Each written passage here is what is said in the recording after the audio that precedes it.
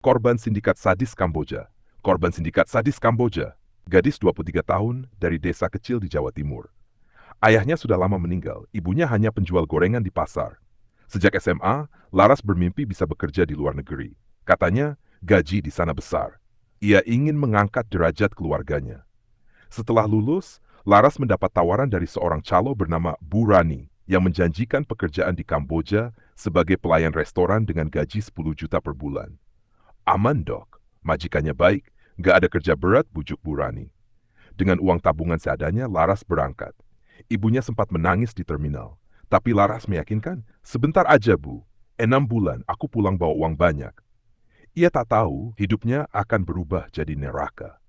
Neraka bernama Phnom Penh. Setibanya di Phnom Penh, Laras tak dibawa ke restoran seperti dijanjikan. Ia dan 4 perempuan lain dikurung dalam sebuah bangunan tua di pinggiran kota.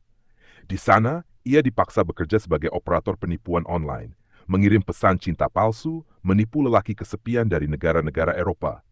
Kalian semua kerja di sini. Kalau nggak mau, jangan harap bisa pulang hidup-hidup. Teriak seorang pria gempal berbahasa campuran Mandarin dan Khmer. Mereka dijaga ketat, dilarang berkomunikasi dengan luar, dan makan sekali sehari.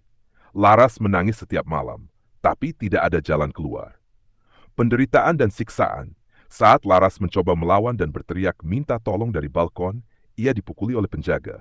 Wajahnya lebam, giginya tanggal 1, tubuhnya penuh luka. Ia sempat demam tinggi berhari-hari, tapi tak ada yang peduli. Air minum pun harus direbut dengan teman lain. Temannya Dina bahkan diperkosa oleh bos sindikat karena menolak bekerja. Beberapa gadis lain hilang entah kemana. Laras hanya bisa pasrah. Kalau bisa mati sekarang, aku mau, bisiknya suatu malam. 4. Operasi yang menghantui. Suatu pagi, Laras dibawa ke rumah sakit kecil tak berizin di perbatasan. Ia dipaksa tidur dengan suntikan. Ketika sadar, ia merasa tubuhnya lemah, perutnya sakit luar biasa. Di sana, seorang dokter berbisik pelan dengan logat Tiongkok. Ginjalmu sudah kami ambil. Kamu masih hidup. Bersyukurlah. Laras tak mampu teriak. Ia hanya menangis dalam diam.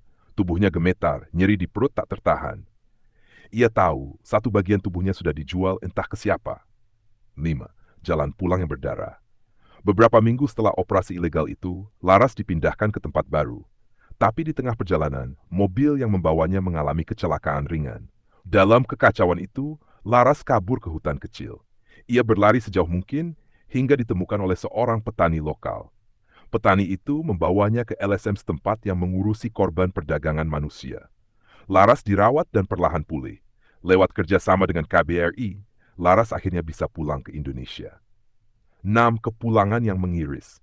Laras pulang dengan tubuh kurus, bekas luka operasi yang masih membekas, dan trauma yang tak kunjung sembuh. Ibunya menangis histeris ketika melihat kondisi anaknya. Anakku, kenapa bisa begini? Laras hanya mampu memeluk ibunya dengan air mata berlinang. Ia mencoba melapor ke polisi. Tapi sindikat yang membawanya ke Kamboja sudah lenyap tanpa jejak. Bu Rani sang calo tak bisa ditemukan. Kini, Laras hidup dalam ketakutan dan kenangan kelam. Ia berbicara di banyak forum untuk memperingatkan gadis-gadis lain agar tidak terjebak janji palsu ke luar negeri.